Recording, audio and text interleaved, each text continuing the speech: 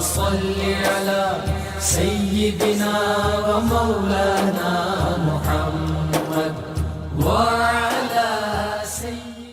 جی ناظرین و سامعین، پروگرام یاد الہی میں روزانہ عظیم ہستیوں کے تذکارے پاک کیے جاتے ہیں اور اس کے ساتھ ساتھ کچھ ایسے موضوعات پر گفتگو ہوتی ہے جن سے آپ کو رہنمائی حاصل ہوتی ہے.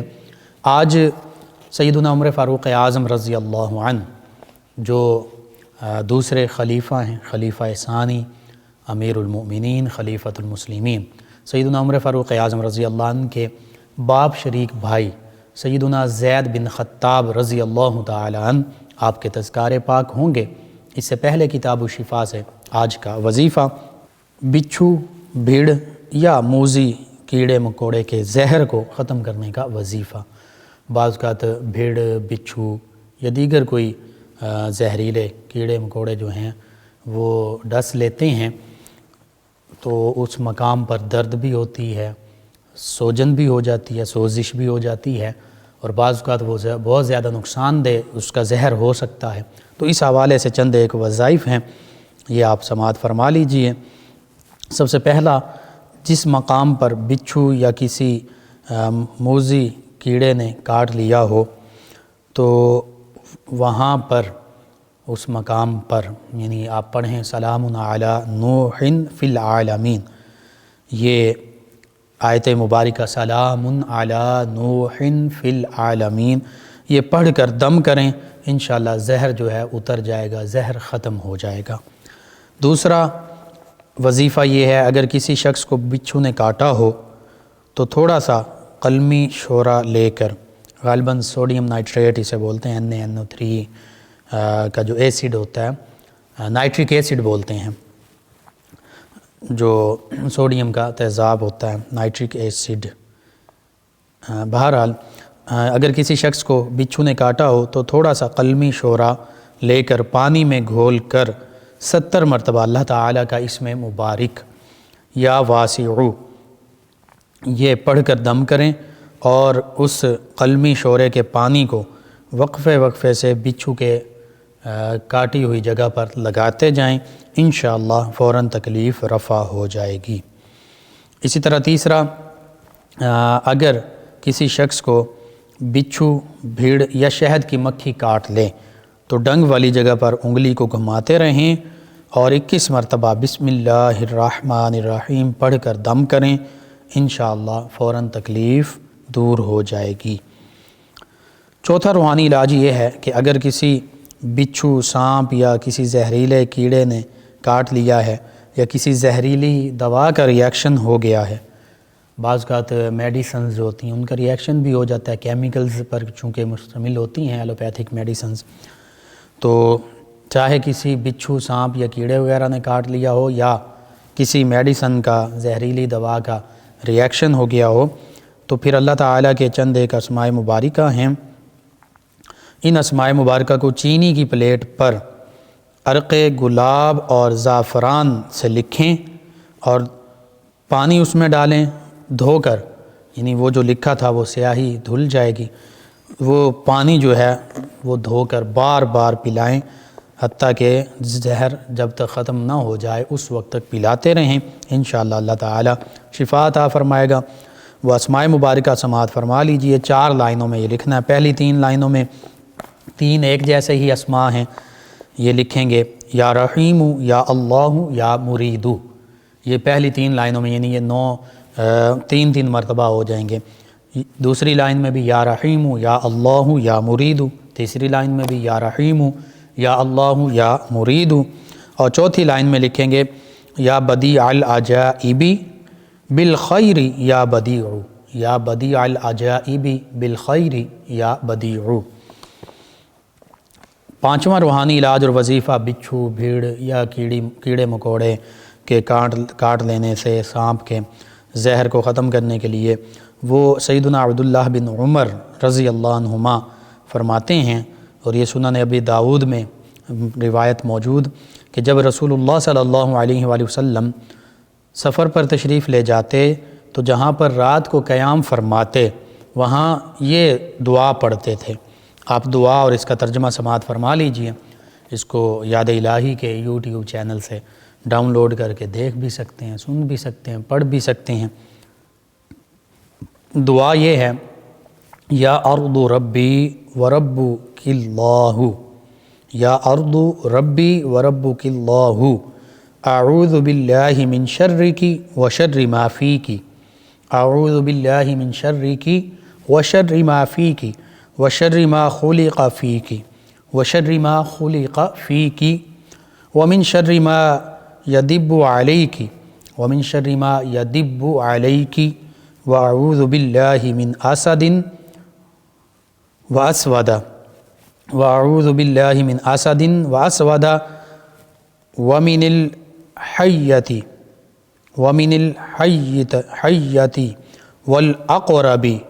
والعقرب ومن ساکن البلد ومن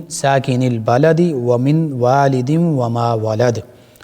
ترجمہ کچھ یوں ہے، اے زمین میرا رب اور تیرا رب اللہ ہیں، میں اللہ کی پناہ میں آتا ہوں تیرے شر سے اور اس کے شر سے جو تیرے اندر ہے، اور اس کے شر سے جو تجھ میں پیدا ہوا، اور اس کے شر سے جو تیرے اوپر چلتا ہے۔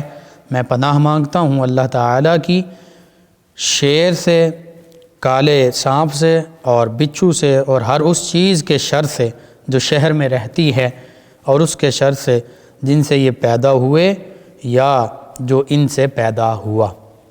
تو بہت ہی جامع دعا، اور آقا کریم صلی اللہ علیہ وآلہ وسلم کی زبان مبارکہ سے ادا ہوئی یہ دعا، تو بالکل بڑی اس میں زمین پر رہنے والے، زمین پر چلنے والے، زمین میں پیدا ہونے والے، اسی طرح زمین کے اوپر موجود جو خونخوار جانور، درندے یا کیڑے مکوڑے ہیں موذی، ان کے شر سے، حتیٰ کہ جو ان سے پیدا ہوتے ہیں یا جن سے وہ پیدا ہوئے ہیں، ان سبھی چیزوں کے شر سے اللہ کے پیارے حبیب صلی اللہ علیہ وآلہ وسلم اللہ تعالیٰ کی پناہ طلب کر رہے ہیں۔ یہ بہت جامع دعا ہے، بالکل اس دعا کو بھی لازمی اپنے معمول کا حصہ بنائیے، انشاءاللہ اللہ تعالیٰ ہر قسم کی مخلوقات کے شر سے اپنی حفظ و امان میں رکھے گا۔ آپ اپنے معمول کا حصہ بنائیے، اپنے اعزاء اقربا، رشتہ دار، دوست، احباب، پڑوسی، محلہ دار، امت مسلمہ تک پہنچائیے۔ میرے آپ کے ہمارے بتانے سے امت مسلمہ میں سے ہمارے کسی بھی مسلمان بہن بھائی، کسی مسلمان فرد کا فائدہ ہوتا ہے انشاءاللہ۔ یہ ہمارے لیے دین و دنیا آخرت میں بھلائی، فائدے، نجات اور شفا کا باعث ہوگا۔ اللہ سبحانہ و تعالی مجھے، آپ کو، ہم سب کو دین و دنیا آخرت میں آسانیاں عطا فرمائے، آسانیاں بانٹنے والا بنائے اور مشکلات سے ہماری حفاظت فرمائے، آمین۔ جی ناظرین و سامعین، پیکر عزم و ہمت، مجاہد ختم نبوت اور شہید تحفظ ختم نبوت جناب سیدنا زید بن خطاب رضی اللہ تعالی عنہ، صحابہ کرام علیہم رضوان میں اہم ہستی ہیں۔ تمام صحابہ کرام علیہم رضوان بڑی عظمت، رفعت اور شان والی ہستیاں ہیں کہ آقا کریم صلی اللہ علیہ وآلہ وسلم کی براہ راست زیارت سے مشرف ہوئے۔ بعد از انبیاء کرام علیہ السلام یہ سب سے بڑا شرف ہے، صحابیت کا مقام پانا۔ اور صحابہ کرام بھی وہ کہ جنہوں نے نبی رحمت صلی اللہ علیہ وآلہ وسلم کی زیارت سے اپنی آنکھوں کو ٹھنڈا کیا، دلوں کو روشن اور منور کیا، حتیٰ کہ یہ صحابہ کرام علیہم رضوان وہ ہستیاں ہیں جنہیں آقا کریم صلی اللہ علیہ وآلہ وسلم کی معیت، رفاقت اور صحبت بھی حاصل رہی، اور آقا کریم صلی اللہ علیہ وآلہ وسلم پر ایمان بھی لائے، نبی کریم صلی اللہ علیہ وآلہ وسلم کے جانثار ساتھی بھی بنے، اور قلوب پاکیزہ یعنی پاکیزہ قلوب اللہ رب العزت نے اس کائنات میں بعد از انبیاء کرام علیہ السلام سب سے زیادہ پاکیزہ قلوب انہی صحابہ کرام علیہ رضوان کو عطا فرمائے، اور رضی اللہ عنہم ورضوا عنہ کی عظمت اور مقام و مرتبہ قرآن مجید فرقان حمید میں بارہا اس مقام و مرتبے سے نوازا اللہ رب العزت نے۔ اس کا سادہ سا معنی یہ ہے کہ یہ وہ ہستیاں ہیں جو سارے کے سارا صحابہ کرام علیہ رضوان اللہ سے راضی ہیں، اللہ کی رضا، اللہ کی خوشنودی چاہنے والے ہیں، یہ اللہ سے ہر حال میں خوش، اور اللہ رب العزت ان سے خوش، اللہ رب العزت ان سے راضی۔ اور پھر مختلف مقامات پر اللہ رب العزت نے فرمایا کہ یہی کامیابی پانے والے ہیں، یہی ہمیشہ ہمیشہ جنتوں میں رہنے والے ہیں جن کے نیچے نہریں بہتی ہیں۔ اور پھر اولئک ہم خیر البریہ فرمایا، اللہ رب العزت فرماتا ہے کہ یہ ساری کائنات میں انبیاء کرام علیہ السلام کے بعد سب سے بہتر ہستیاں ہیں، سب سے بہتر لوگ ہیں۔ اور کیوں نہ ہوں نبی کریم صلی اللہ علیہ وآلہ وسلم کہ جنہوں نے براہ راست زیارت بھی کی اور یہ شرف پایا کہ آج ہر امتی یہ چاہتا ہے کہ ہمیں نبی کریم صلی اللہ علیہ وآلہ وسلم کی بیداری میں زیارت سے ہم مشرف ہو جائیں، یا کم از کم خواب میں زیارت نصیب ہو جائے۔ تو جن ہستیوں کو پوری زندگی آقا کریم صلی اللہ علیہ وآلہ وسلم کی براہ راست نہ یوں کہ بعد از وصال جیسے آج اللہ کے نیک بندوں کو بعض اوقات بیداری میں نبی کریم صلی اللہ علیہ وآلہ وسلم کی زیارت ہوتی ہے، اور بعض ایسے اللہ کے نیک بندے جنہیں خواب میں اللہ کے پیارے حبیب صلی اللہ علیہ وآلہ وسلم کی زیارت نصیب ہوتی ہے۔ اور آقا کریم صلی اللہ علیہ وآلہ وسلم نے فرما دیا تھا کہ جس نے مجھے خواب میں جس نے میری زیارت کی عن قریب وہ بیداری میں بھی میری زیارت سے مشرف ہوگا۔ اور پھر نبی کریم صلی اللہ علیہ وآلہ وسلم نے یہ بھی فرمایا من رآنی فقد رأى الحق، جس نے مجھے دیکھا میری زیارت کی اس نے حقیقت میں میری ہی زیارت کی، کیونکہ شیطان میری شکل اختیار نہیں کر سکتا۔ اسی طرح اگر آج ایک بندہ مومن، اور نبی کریم صلی اللہ علیہ وآلہ وسلم فرمایا کہ ایسے بھی فرمان مبارکہ موجود ہے کہ اس کا خلاصہ مفہوم یہ کہ ایسے بھی میرے امتی ہوں گے جو مجھ سے میرے ظاہری آیات مبارکہ سے کئی سال بعد صدیوں بعد پیدا ہوں گے، لیکن ان کی تمنا ہوگی، دلی خواہش ہوگی، آرزو ہوگی کہ ہم اپنا مال و جان اولاد ہر چیز قربان کر دیں اور آقا کریم صلی اللہ علیہ وآلہ وسلم کی زیارت پا لیں۔ تو اتنا بڑا مقام و مرتبہ نبی کریم صلی اللہ علیہ وآلہ وسلم کی زیارت پانا، لیکن پھر وہ ہستیاں ان کا مقام و مرتبہ کیا ہوگا کہ جنہوں نے براہ راست نبی کریم صلی اللہ علیہ وآلہ وسلم کی زیارت کی۔ تو آقا کریم صلی اللہ علیہ وآلہ وسلم نے ان ہستیوں کے لیے فرما دیا، جیسے اللہ نے فرمایا وَكُلًّا وَعَدَ اللَّهُ الْحُسْنَى، کہ اللہ کے حبیب صلی اللہ علیہ وآلہ وسلم کے تمام صحابہ کرام علیہ رضوان کے لیے جنت کا وعدہ ہے۔ تمام صحابہ کرام علیہ رضوان عادل ہیں، انصاف پسند ہیں، عظمت رفعت اور شان والے ہیں، اور اللہ نے تمام صحابہ کرام علیہ رضوان کے لیے فرما دیا یہ جنتی ہیں۔ یوں ہی نبی کریم صلی اللہ علیہ وآلہ وسلم نے بھی فرمایا کہ جس نے میری زیارت کی یعنی صحابہ کرام علیہ رضوان، اور جنہوں نے میرے زیارت کرنے والوں کی زیارت کی یعنی صحابہ کرام علیہ رضوان کی زیارت کی، انہیں جہنم کی آگ نہیں چھوئے گی۔ کیسا مقام و مرتبہ! نبی کریم صلی اللہ علیہ وآلہ وسلم کی زیارت کرنے والے صحابہ کرام علیہ رضوان، آقا کریم صلی اللہ علیہ وآلہ وسلم فرما رہے ہیں انہیں کیونکہ انہوں نے میری زیارت کر لی ہے ایمان کی حالت میں، اس لیے انہیں جہنم کی آگ نہیں چھوئے گی۔ اور پھر فرمایا کہ جو مسلمان ان کی زیارت کر لے گا یعنی تابعین اعظام علیہ رضوان، صحابہ کرام علیہ رضوان کو بھی یہ شان عطا فرما دیا کہ کریم صلی اللہ علیہ وآلہ وسلم نے کہ جو ان کی بھی زیارت کر لے گا اسے بھی جہنم کی آگ نہیں چھوئے گی، لیکن ساتھ شرط یہی مسلمان والی لگائی کہ جو مسلمان میری زیارت کرے گا یا میری زیارت کرنے والوں کی زیارت کرے گا جہنم کی آگ کبھی نہیں چھو سکتی، یعنی وہ جنتی ہیں، انہیں جنت کی بشارت عطا فرما دی۔ انہی میں سیدنا زید بن خطاب رضی اللہ تعالی عنہ بھی ہیں، اور یہ سیدنا عمر فاروق اعظم رضی اللہ عنہ کے دودھ شریک بھائی ہیں، اور سیدنا عمر فاروق اعظم رضی اللہ عنہ سے پہلے انہوں نے اسلام بھی قبول کیا اور شہادت کا مقام بھی بہت پہلے پا لیا۔ اسی لیے سیدنا عمر فاروق اعظم رضی اللہ عنہ ان کو یاد فرمایا کرتے تھے، اور ان کی شہادت کے بعد فرمایا کرتے تھے کہ اللہ تعالیٰ ان سے راضی ہو، دو چیزوں میں یہ مجھ پر سبقت اختیار کر گئے، ایک ایمان لانے میں مجھ سے پہلے یہ ایمان لائے، اور دوسرا شہادت پانے میں یہ اللہ کی بارگاہ میں پہلے حاضر ہو گئے، شہادت کا مقام پا لیا۔ یہ سیدنا زید بن خطاب رضی اللہ عنہ کا مقام و مرتبہ، یعنی والسابقون الاولون من المہاجرین والانصار میں یہ بھی شامل ہیں، سابقون الاولون میں شامل ہیں جن صحابہ کرام علیہ رضوان کو اللہ تعالیٰ نے مہاجرین اور انصار میں سے فرمایا کہ یہ سب سے پہلے سب سے آگے اسلام لانے میں سبقت اختیار کرنے والے ہیں۔ اسی طرح اپنے بھائی ہی کی طرح سیدنا عمر فاروق اعظم رضی اللہ عنہ کی طرح آپ زہد و تقوی کا بھی پیکر تھے، جرأت، ہمت اور بہادری اور شجاعت کا بھی پیکر تھے، بہت زیادہ بہادر تھے، ہر میدان میں اسلام کی خاطر آپ نے قربانیاں پیش کیں، تمام غزوات میں آپ موجود رہے، شامل رہے اور جوہر شجاعت دکھاتے رہے۔ غزوہ احد میں، غزوہ بدر میں، غزوہ خندق میں، تمام غزوات میں نبی کریم صلی اللہ علیہ وآلہ وسلم کے جانثاروں میں شامل رہے۔ آپ کا نام نامی اسم گرامی زید ہے اور کنیت آپ کی ابو عبد الرحمن ہے۔ خاندانی تعلق جو ہے قریش کے قبیلے بنو عدی سے ہے، اور 9ویں پشت میں آپ کا سلسلہ نسب سیدنا عمر فاروق اعظم رضی اللہ عنہ کی طرح نبی رحمت صلی اللہ علیہ وآلہ وسلم کے ساتھ متصل ہو جاتا ہے، مل جاتا ہے۔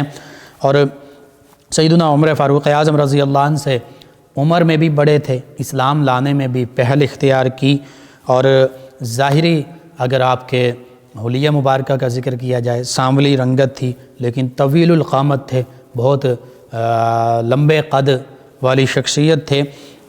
اعلان نبوت، اظہار نبوت کے ابتدائی سالوں میں ہی دعوت حق پر لبیک کہا، اور پھر یعنی اسلام کی دولت سے مشرف ہوئے۔ ان کے پھر کافی عرصے بعد سیدنا عمر فاروق اعظم رضی اللہ عنہ نے بھی اسلام کی دولت پائی، اور پھر جب اسلام قبول کیا تو مشرکین مکہ نے جو ظلم و ستم کیے صحابہ کرام علیہم رضوان پر، آپ بھی ان مظالم کو سہتے رہے، برداشت کرتے رہے، ان کا نشانہ بنتے رہے۔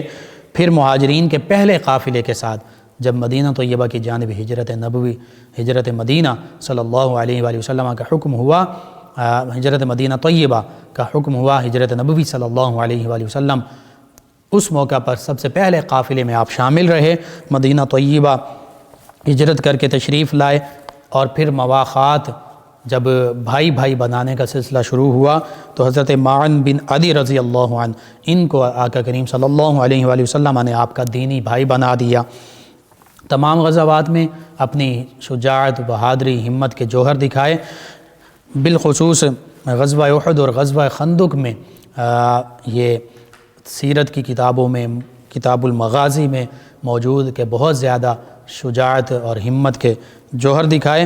بیعت رضوان اور فتح مکہ کے موقع پر بھی آقا کریم صلی اللہ علیہ وآلہ وسلم کے ساتھ موجود تھے۔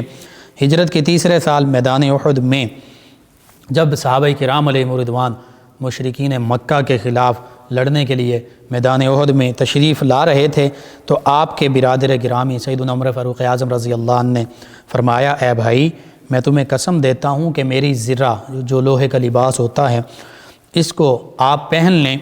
تو سیدنا زید رضی اللہ عنہ نے زرہ پہنی لیکن پھر اسے اتار دیا، اور اتار کر سیدنا عمر فاروق اعظم رضی اللہ عنہ کو دیتے ہوئے کہنے لگے کہ اے بھائی، یہ زرہ میں نہیں پہنوں گا، آپ چاہتے ہیں کہ آپ پہلے شہادت کا مقام پا لیں، یعنی جو زرہ نہیں پہنیں گے انہیں زخم کاری لگ سکتے ہیں، زرہ کی وجہ سے بعض اوقات اس طرح گہرے زخم نہیں آتے، وہ لوہے کے لباس پر جو زرہ ہے اس پر رک جاتے ہیں۔ تو سیدنا زید بن خطاب رضی اللہ عنہ نے شہادت کا مقام و مرتبہ دیکھیے، پانے کی جستجو، شہادت پانے کی جستجو دیکھیے سیدنا عمر فاروق اعظم رضی اللہ، اور پھر اپنی اثار کی بھی سیدنا عمر فاروق اعظم رضی اللہ عنہ اثار کر کے اپنے بھائی کے لیے دے رہے ہیں، اور خود چاہتے ہیں کہ مجھے وہ زخم لگ جائیں، میں شہادت پا جاؤں۔ سیدنا زید رضی اللہ عنہ بھی اثار کر رہے ہیں اور شہادت کا ایسا جذبہ موجود ہے کہ وہ زرہ واپس دے رہے ہیں اور کہہ رہے ہیں کہ میں چاہتا ہوں کہ میں پہلے شہادت پا جاؤں۔ یہ صحابہ کرام علیہم رضوان اشداء علی الکفار، کفار کے مقابلے میں سخت ہوا کرتے تھے، کفار سے لڑنے والے تھے، کفار سے ڈرنے والے نہیں تھے۔ رحماء بینہم، ہاں اللہ فرماتا آپس میں بڑے رحم دل ہیں۔ تو یہ جذبہ شوق شہادت، یہ جذبہ جہاد، یہ جذبہ ایثار صحابہ کرام علیہم رضوان میں یوں بدرجہ عتم موجود تھا۔ اسی طرح سیدنا زید بن خطاب رضی اللہ تعالی عنہ طلیحہ کے خلاف، جس نے نبوت کا دعویٰ کیا تھا، طلیحہ بھی بولا جاتا ہے، اور بعد میں پھر اس نے اسلام قبول کر لیا، اس لیے اس کو معافی دے دی گئی، اس کے خلاف بھی نبرد آزما رہے۔ اور پھر اس کے بعد جب مسیلمہ کذاب کے خلاف سیدنا ابو بکر صدیق رضی اللہ تعالی عنہ کے عہد مبارکہ میں ختم نبوت کے تحفظ کے لیے سب سے پہلی جنگ لڑی گئی، تو اس موقع پر سیدنا خالد بن ولید رضی اللہ عنہ بھی موجود ہیں، سیدنا زید بن خطاب رضی اللہ عنہ، یہ انہوں نے اسلامی جنگ کا اور اسلام کا جو پرچم تھا یہ انہوں نے تھاما ہوا تھا، اور پھر مسلمہ کذاب کے خلاف بہت ہی جرت اور بہادری کے ساتھ یہ لڑتے رہے۔ مسلمہ کذاب کے ساتھیوں کو انہوں نے واصل جہنم بھی کیا، اور پھر اسی غزوہ یمامہ جسے کہتے ہیں، جنگ یمامہ جسے کہتے ہیں، جنگ یمامہ میں لڑتے لڑتے شہادت کا بلند مقام بھی پا لیا۔ جنگ یمامہ کے حوالے سے مختصراً اگر عرض کروں، یہ ختم نبوت کا دعویٰ کرنے والا جو مسلمہ کذاب تھا، جھوٹا دعویٰ کرنے والا دجال کذاب مسلمہ، یہ اولین جھوٹے دعوے کرنے والوں میں شامل ہے، کیونکہ نبی کریم صلی اللہ علیہ وآلہ وسلم نے فرما دیا تھا، خاص طور پر 30 کا لفظ بھی بولا، اور 30 کا لفظ کثرت کو بھی ظاہر کرتا ہے کہ میرے بعد 30 ایسے دجال کذاب ہوں گے، جھوٹے لوگ ہوں گے جو نبوت کا جھوٹا دعویٰ کریں گے، اور فرمایا کہ میں آخری نبی ہوں، میرے بعد کوئی نبی نہیں۔ ان جھوٹے دعویٰ کرنے والوں میں مسلمہ کذاب بھی شامل تھا۔ تو صحابہ کرام علیہم رضوان ہزاروں کی تعداد میں اس کے خلاف میدان عمل میں نکلے، اور پھر 1200 صحابہ کرام علیہم رضوان انہوں نے اس جنگ یمامہ میں شہادت کا مقام پایا۔ یہ تاریخ اسلام کے ریکارڈ پر موجود ہے کہ جتنی غزوات ہوئیں، 27 غزوات اور دیگر سرایا 56 کا بھی ذکر ملتا ہے، ٹوٹل 27 کم و بیش غزوات اور سرایا ہیں جو آقا کریم صلی اللہ علیہ وآلہ وسلم کی 87 ٹوٹل ہیں، 87 غزوات اور سرایا، جن میں آقا کریم صلی اللہ علیہ وآلہ وسلم اور صحابہ کرام علیہم رضوان پیش رہے۔ ان میں شہادت پانے والے صحابہ کرام علیہم رضوان کی تعداد کم و بیش 256 ہے۔ 87 غزوات اور سرایا ہوئی ہیں، جنگیں ہوئی ہیں، صرف 256 صحابہ کرام علیہم رضوان نے شہادت پائی۔ لیکن ادھر ایک جنگ یمامہ ہے، اور اس ایک جنگ یمامہ میں 1200 صحابہ کرام علیہم رضوان نے شہادت کا مقام پایا، اور ان 1200 میں سے 700 ایسے صحابہ کرام علیہم رضوان ہیں جو قرآن مجید فرقان حمید کے قاری اور حافظ ہیں، جنہوں نے قرآن مجید فرقان حمید کو یاد کیا ہوا ہے۔ تو اس بات سے پتہ چلتا ہے کہ ختم نبوت کی کتنی زیادہ اہمیت ہے، اور یہ پہلا موقع ہے کہ صحابہ کرام علیہم رضوان بحیثیت مجموعی اس پر اجماع کیا، انہوں نے اتفاق کیا کہ جو نبوت کا جھوٹا دعویٰ کرنے والا ہے وہ مرتد ہے، وہ واجب القتل ہے، اس کے خلاف جنگ ہوگی اور اس کا خاتمہ ہوگا۔ سیدنا ابو بکر صدیق رضی اللہ عنہ، سیدنا عمر فاروق اعظم رضی اللہ عنہ، دیگر کبار صحابہ کرام علیہم رضوان، حتیٰ کہ انہوں نے میدان عمل میں یہ کر کے دکھا دیا کہ مسلمہ کذاب اس جھوٹے دعوے دار کو اس کے انجام تک پہنچایا، اس کو واصل جہنم کیا۔ یہ ختم نبوت کے حوالے سے ختم نبوت کے تحفظ کے لیے سب سے پہلی لڑے جانے والی جنگ ہے، اور اسی جنگ میں، جنگ یمامہ میں، سیدنا زید بن خطاب رضی اللہ تعالی عنہ آپ نے بھی شہادت کا بلند مقام پایا۔ اسی لیے سیدنا عمر فاروق اعظم رضی اللہ عنہ جب بھی، آپ تو یہاں تک فرمایا کرتے تھے کہ جب بھی باد صبا چلتی ہے، ٹھنڈی ہوا چلتی ہے، تو فرماتے ہیں مجھے اپنے بھائی سیدنا زید بن خطاب رضی اللہ عنہ کی یاد آ جاتی ہے، اور فرماتے کہ اللہ تعالیٰ ان سے راضی ہو کہ انہیں اللہ تعالیٰ نے 2 شرف ایسے عطا فرمائے کہ جس میں وہ مجھ سے آگے بڑھ گئے۔ ایک شرف یہ کہ انہوں نے مجھ سے پہلے اسلام قبول کیا، اور دوسرا شرف یہ کہ انہوں نے اللہ کے راستے میں شہادت کا بلند مقام پا لیا۔ بہرحال سیدنا زید بن خطاب رضی اللہ تعالی عنہ آپ کا مقام و مرتبہ اس حوالے سے کہ آپ نے نبی کریم صلی اللہ علیہ وآلہ وسلم کی ختم نبوت کے تحفظ کے لیے لڑتے ہوئے اپنی جان آفریں کے سپرد کر دی۔ آج بھی ضرورت اس امر کی ہے کہ ہم بحیثیت مسلمان آقا کریم صلی اللہ علیہ وآلہ وسلم کی ختم نبوت پر غیر متزلزل ایمان رکھیں، اور یہ حقیقت ہے اگر کوئی ختم نبوت کا انکار کرتا ہے کسی بھی معنی میں، وہ کسی ایسے دعویٰ کرنے والے کی پیروکاری کرتا ہے، پیروی کرتا ہے جو کہے کہ جی میں ذلی معنوں میں یا بروزی معنوں میں یا تشریح غیر تشریح کسی بھی کوئی بھی تعویل پیش کرتے ہوئے کہے کہ جی میں نبی ہوں یا میں اس جھوٹے نبی کا ماننے والا ہوں، اس کا اسلام کے ساتھ کوئی تعلق نہیں ہے۔ اور صحابہ کرام علیہم رضوان نے ہمیں اپنے عمل سے یہ بتا دیا کہ اگر ایسا معاملہ ہو تو پھر اپنی طاقت کے مطابق، اپنی حیثیت کے مطابق جیسا ہو سکے اس فتنے کا سر جو ہے وہ قلم کیا جائے۔ اللہ رب العزت سے یہ دعا ہے اللہ تعالی ہمیں ان صحابہ کرام علیہم رضوان کے نقش قدم پر چلنے کی توفیق عطا فرمائے، اور ان صحابہ کرام علیہم رضوان کے تصدق سے عالم اسلام کو سربلندیاں عطا فرمائے، آمین۔ اللہم صلی علی سیدنا و مولانا محمد وعلی سید ناظرین و سامعین، اس دوران ہمیں جوائن کیا ہے نسیم صاحبہ ہیں غالباً 72 بستی سے. کہتی ہیں السلام علیکم بھائی. جی وعلیکم السلام. انہوں نے کہا کہ اللہ تعالیٰ سے میری دعا ہے کہ آپ سدا سلامت رہیں. آپ کو اور آپ کی ٹیم کو سلام. پروگرام بہت اچھا ہے. جی شکریہ آپ کا. اللہ تعالیٰ آپ کو تمام امت مسلمہ کو دین و دنیا آخرت کی بھلائیاں عطا فرمائے. محمد طیب صاحب ہیں فیصل آباد سے. کہتے ہیں السلام علیکم. جی وعلیکم السلام. کہتے ہیں سر آپ کا پروگرام بہت اچھا ہے. جی شکریہ آپ کا بھی. ایک اور ہمارے لسنر ہیں، انہوں نے نام نہیں لکھا اور خواب کا انہوں نے ذکر کیا ہے. جی بعض اوقات جو ہم دن کو سوچ رہے ہوتے ہیں وہی خواب میں متخیل ہو کے آ جاتا ہے خواب کی صورت میں. تو انشاءاللہ یہ خواب ان خاتون کے حق میں جو فوت ہو چکی ہیں انشاءاللہ بہتر ہوگا. بہرحال کوئی ایسی پریشانی کی اس میں ضرورت نہیں ہے. ان کے علاوہ ہمارے ساتھ ہیں طاہر صاحب. کہتے ہیں السلام علیکم مفتی صاحب. جی وعلیکم السلام.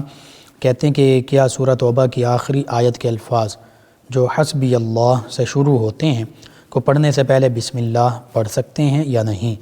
جی وظیفے کے طور پر اگر اس کو پڑھ رہے ہیں تو بسم اللہ پڑھ بھی سکتے ہیں، نہ بھی پڑھیں پھر بھی ہوگا. یہ تو وظیفے کے مطابق ہوتا ہے. تو ویسے عام حالات میں جب تسلسل کے ساتھ پڑھ رہے ہیں تو پھر وہاں پہ تو بسم اللہ نہیں پڑھیں گے. ان کے علاوہ ہمارے ساتھ ہیں ایک اور لسنر زرعون خان ہیں فیصل آباد سے. کہتے ہیں بھائی آپ کو اور آپ کی پوری ٹیم کو سلام. جی وعلیکم السلام. کہتے ہیں میری نظر بہت کمزور ہے، کوئی وظیفہ بتا دیں. جی نظر کی کمزوری کے لیے چند ایک وظائف میں عرض کر دیتا ہوں. ایک تو نبی کریم صلی اللہ علیہ وآلہ وسلم کا اسم گرامی محمد صلی اللہ علیہ وآلہ وسلم جب بھی کہیں بھی لیا جائے اذان میں اقامت میں، اس کے علاوہ فرض واجب نہیں ہے، محبت کے طور پر مستحب ہے، پسندیدہ ہے، محبوب ہے. محبت میں آپ انگوٹھے جو ہیں چوم کر آنکھوں سے لگائیں. روایات کے مطابق اس طرح جو آنکھوں سے آقا کریم صلی اللہ علیہ وآلہ وسلم کا اسم گرامی چوم کر لگاتا ہے، آنکھوں کی پریشانی، آنکھوں کی بیماریاں اسے کبھی نہیں ہوتی، آشوب چشم نہیں ہوتا، نظر کا معاملہ نہیں ہوتا. ایک دوسرا اس کے ساتھ یا نورو یا ظاہرو یہ اسماء مبارکہ ہیں.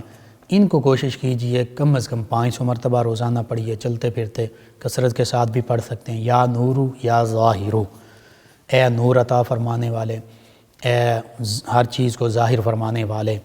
اور اللہ سے دعا بھی کیجئے. اس کے ساتھ ساتھ آپ کوشش کیجئے کسی آئی اسپیشلسٹ کو بھی چیک کروا لیجئے. میڈیسن یا اینک اگر وہ لگنی ہے وہ بھی آپ استعمال کیجئے. دعا بھی اور دوا بھی دونوں سنت نبوی ہیں. انشاءاللہ اللہ تعالی آپ کو شفا عطا فرمائے گا. جی ناظرین و سامعین آپ کا شکریہ، آپ ہمیں جوائن کرتے ہیں. محمد دین صاحب نے بھی جوائن کیا. بندش کے حوالے سے، کاروبار کے حوالے سے یا رزاق کو کثرت سے پڑھیں اور درود تنجینا 1000 مرتبہ پڑھیے. انشاءاللہ اللہ تعالی مشکل حل فرما دے گا. پروگرام یاد الہی کا وقت ختم ہوا چاہتا ہے. انشاءاللہ کل صبح دوبارہ آپ سے ملاقات ہوگی. پروگرام یاد الہی میں اپنے میزبان محمد لقمان رضا اور ہماری ٹیم کو اجازت دیجیے. اللہ نگہبان. اللہم صلی علی سیدنا و مولانا محمد